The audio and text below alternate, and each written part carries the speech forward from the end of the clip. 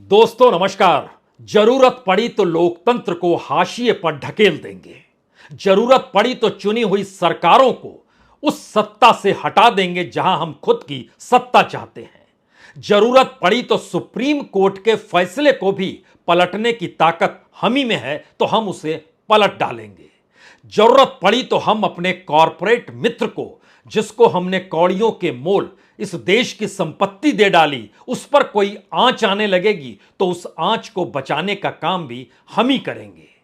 और अगर जरूरत पड़ेगी तो पारंपरिक तौर पर भारत की जो अपने लोकतांत्रिक स्थितियां हैं उसको भी बदलने में कोताही बरतेंगे नहीं।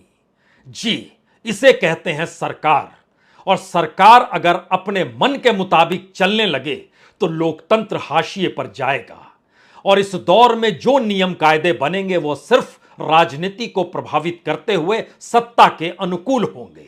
और ऐसे में ये सारे मामले अब अगर सुप्रीम कोर्ट की चौखट पर पहुंच चुके हैं और जिन 5 मामलों पर सुप्रीम कोर्ट को अब अपना फैसला सुनाना है और वह भी अगस्त के महीने तक ही सुना जाएगा, यानी तब तक फैसले आ जाएंगे। और ये सारे ऐसे फैसले होंगे जो सरकार की नींव हिला डालें।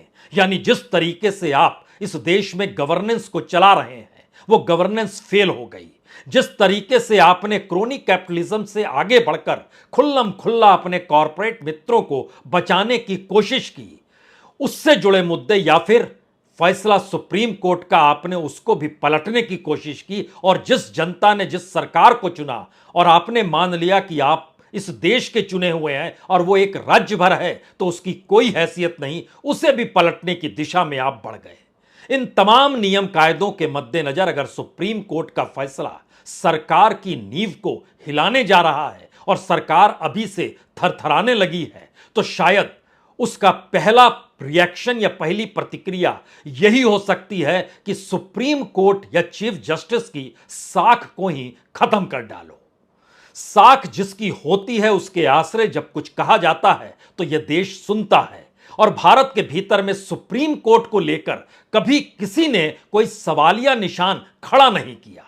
यहां तक कि चीफ जस्टिस को लेकर कभी किसी दौर में आपने सुना नहीं होगा कि कोई आवाज सुनाई दी हो। रंजन गोगोई भी जब चीफ जस्टिस थे उस वक्त भी कोई उनके खिलाफ बोला नहीं। लेकिन मौजूदा वक्त की हकीकत कुछ और है। रंजन गोगोई पर आवाज तब उठी जब वो राज्यसभा में उसी सरकार द्वारा मनोनीत कर दिए गए जिस सरकार के फैसलों को लेकर कई सवाल बार बार उठ रहे थे और जो बड़े राजनीतिक तौर पर महत्वपूर्ण थे।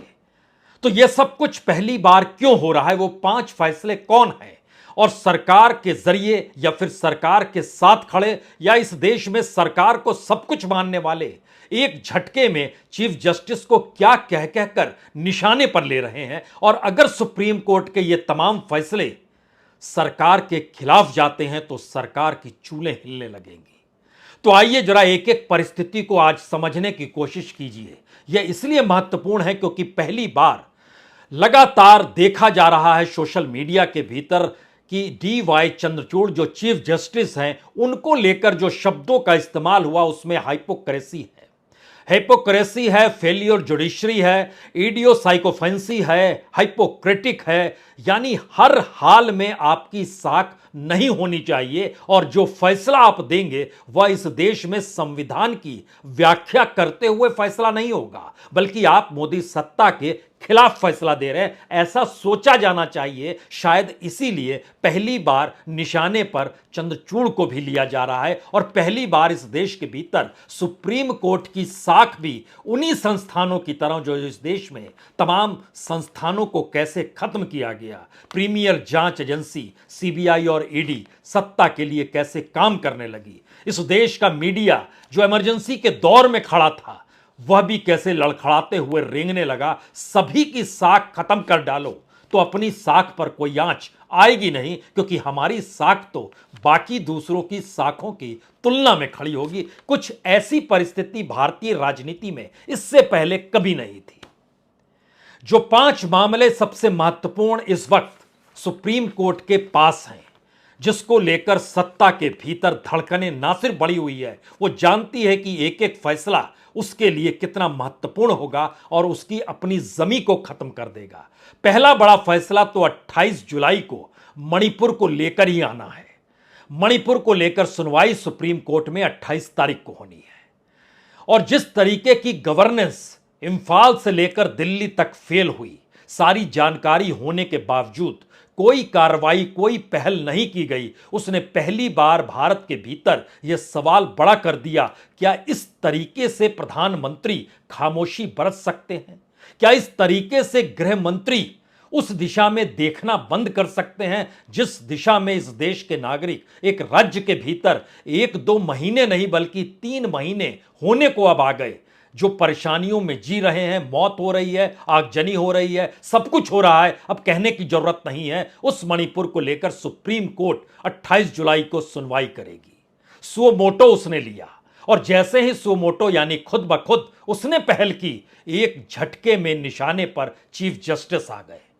यानी एक लंबे वक्त से अगर फैसलों को देखिए सुप्रीम कोर्ट के, तो 2 फैसले बड़े मार्केबल हैं, जिसमें इस सरकार ने क्या कुछ गैर कानूनी तरीके से काम किया वह खुले तौर पर बतलाता है। महाराष्ट्र के राज्यपाल का असंवैधानिक कार्य और गैर कानूनी तरीके से ईडी के डायरेक्टर की नियुक्ति, महाराष्ट्र के मुख्यमंत्री एकनाथ शिंदे का गैर कानूनी तरीके से राज्य के मुख्यमंत्री पद पर बन जाना, ये सारी परिस्थितियां सुप्रीम कोर्ट के फैसले से निकली। अब यह सवाल है, क्या इंफाल से दिल्ली तक की गवर्नेंस को लेकर मणिपुर के हालातों पर क्या कोई बड़ा रुख सुप्रीम कोर्ट अपना सकती है? जिस हालात में इस देश के भीतर हमेशा से यह होता आया कि केंद्र सरकार एक गार्जियन की तरह है, वो नहीं देखती है कि किस राज्य में किस पार्टी की सरकार है, नागरिक महत्वपूर्ण होते हैं। और ऐसे में सुप्रीम कोर्ट को अब यह देखना पड़ रहा है कि क्या वाकई ऐसी स्थिति आ गई है, तो क्या सुप्रीम कोर्ट का फैसला इस देश में मोदी सत्ता के गवर्नेंस को न सिर्फ कटघरे में खड़ा करेगा बल्कि उसके तौर तरीकों पर भी उंगली उठा देगा? यह सवाल शायद सबसे बड़ा है। दूसरा बड़ा सवाल है कि 4 अगस्त को राहुल गांधी पर फैसला आएगा। राहुल गांधी को लेकर जो निचली अदालत की पूरी सजा सुनाने की प्रक्रिया थी और उसके 27 मिनट के भीतर जमानत देने की सोच थी, फिर एक लंबे वक्त तक खामोशी बरतता है हाईकोर्ट और उसके बाद सहमति जता देता है निचली अदालत को लेकर। और इन सब के बीच पूर्णेश मोदी सुप्रीम कोर्ट पहुंचकर कहते हैं हमारी बात पहले सुनिए। और इन सारी प्रक्रिया के बाद अब 4 अगस्त को राहुल गांधी को लेकर जो फैसला आता है, और अगर कानून की किताबों को पढ़िएगा तो सजा हो सकती है, लेकिन मैक्सिमम सजा और मैक्सिमम सजा को देते वक्त जिन धाराओं का इस्तेमाल किया गया, जिसका जिक्र फैसले में दिया गया, उसको लेकर क्या सुप्रीम कोर्ट हामी भर पाएगा? और अगर नहीं भर पाएगा तो एक झटके में यह बात फिर खुलकर सामने आएगी कि मोदी सत्ता ने राहुल गांधी के खिलाफ किस तरीके की साजिश रची। यह साजिश इसलिए है क्योंकि इस साजिश की शुरुआत उसी दिन होती है जिस दिन अडानी कांड की गूंज पार्लियामेंट के भीतर होती है। वही अडानी कांड जिसको लेकर दुनिया के 7 विकसित देशों के बैंक अडानीज को कहीं ना कहीं अपनी ब्लैकलिस्ट में डालते हैं और यह कहते हुए कि अभी हम आप में इन्वेस्ट नहीं करेंगे। इन्वेस्टमेंट ना देना भी एक लिहाज से ब्लैकलिस्टेड माना जाता है, क्योंकि उसके बाद बड़ा प्रयास अडानीज की तरफ से भी हुआ, दुनिया भर में घूम घूम कर हुआ। लेकिन सवाल अडानी का यहां नहीं है, यहां सवाल सरकार का है, मोदी सरकार का है, मोदी सत्ता का है। क्योंकि अडानी से मोदी के रिश्ते यानी प्रधानमंत्री के क्या रिश्ते हैं? इस देश के भीतर में क्रोनी कैपिटलिज्म यानी जो रईस होते हैं, जो कॉरपोरेट होते हैं, जो इंडस्ट्रियलिस्ट होते हैं, सरकार अगर उनका हित साधती है तो वो क्रोनी कैपिटलिज्म कहलाता है।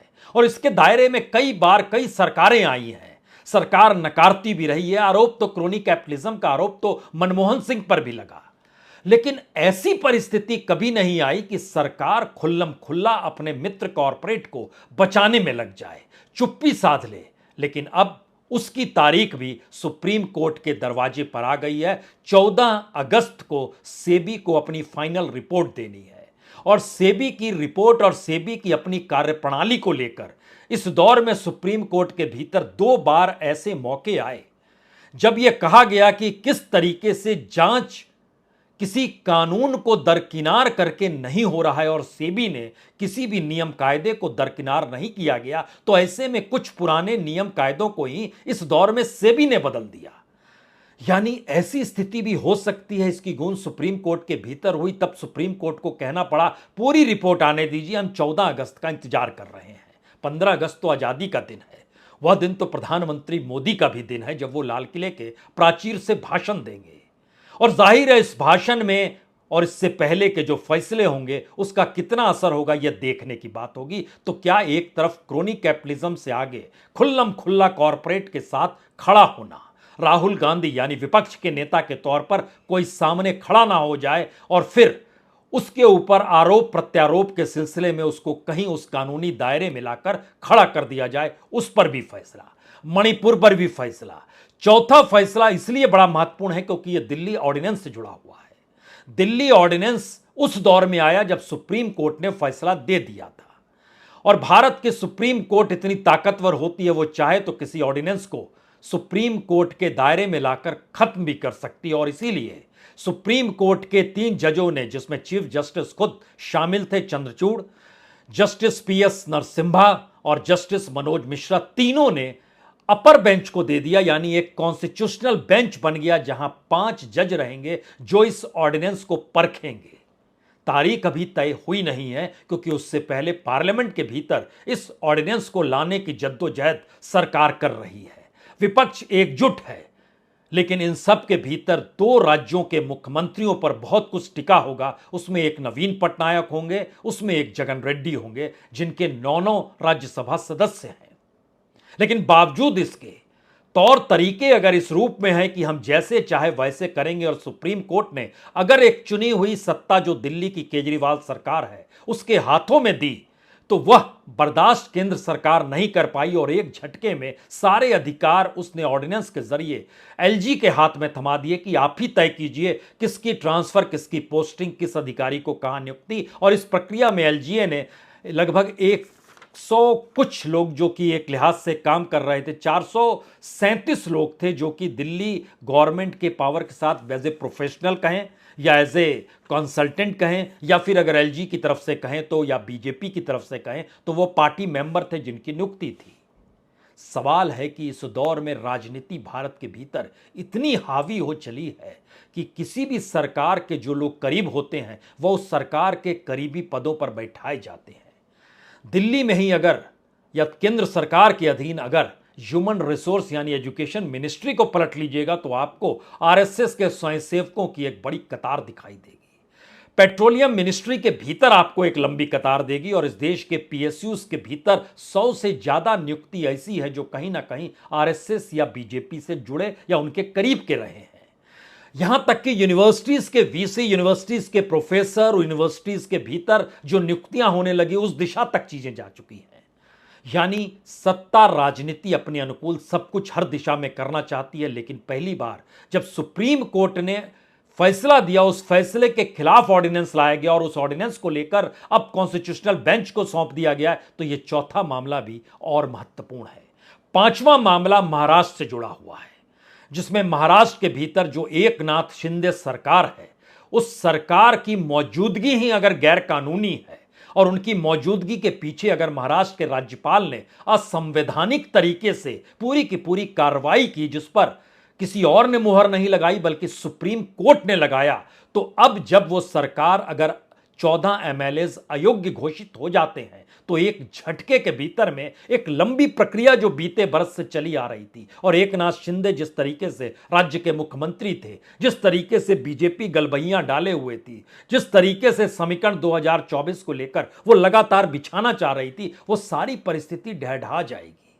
तो क्या इन 5 मामलों के इर्द गिर्द, और छठा मामला हालांकि उसकी शुरुआत 2 अगस्त से हो जाएगी, ये आर्टिकल 370 को लेकर है जिसकी लगातार सुनवाई होगी, लेकिन एक के बाद एक अगर मामलों को आप परख पा रहे हैं तो जरा समझने की कोशिश कीजिए। पहली बार लगता है गवर्नेंस फेल हो चली है, फैसला इस पर आने वाला है। पहली बार लगता है कि दरअसल न्यायपालिका का रुख जो निचली न्यायपालिका से लेकर हाईकोर्ट तक राहुल गांधी का मसला था, उस पर फैसला आने वाला है, वो रुख कहीं राजनीतिक सत्ता से प्रभावित तो नहीं था। तीसरी परिस्थिति, खुले तौर पर कॉरपोरेट के साथ खड़े होना, उसे बचाना, और उस दौर में जो अंतर्राष्ट्रीय तौर पर रिपोर्ट आके उसके अपने वैल्यूएशन को डगमगा देती है, उस पर चुप्पी साध लेना, जबकि करोड़ों लोग जो शेयर बाजार से जुड़े हुए थे, उनका पैसा इस दौर में उनके हाथ से चला गया। लेकिन सरकार ने चू तक नहीं की, क्योंकि अपने हिसाब से सरकार चलाने की सोच है। अगर उस पर फैसला आता है तो सरकार एक झटके में अपने मित्र को लेकर कटघरे में खड़ी होगी।